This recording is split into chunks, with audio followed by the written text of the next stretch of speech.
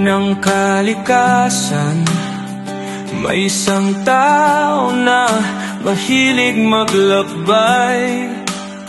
Si Pitik ni Ungas ang pangalan niya, mahilig sa mga lugar na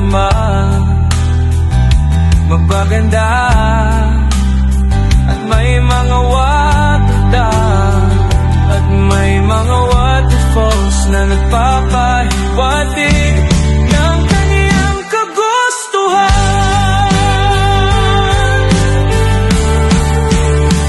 Sa kagubatan ng agapuno, siya'y naglalakad ng may sigla.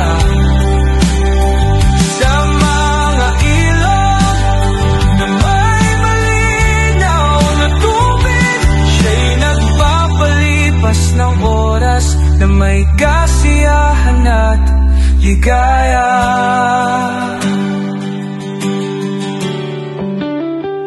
Ang kanyang puso'y may hilig sa mga bagong lugar, may mga waterfalls na nagpapahiwatig ng kanyang kagustuhan.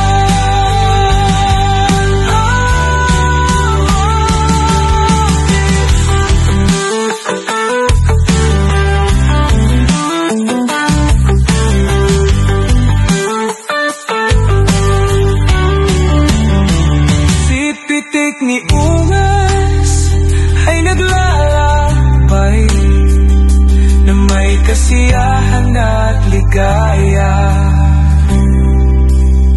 sa mga lugar na mga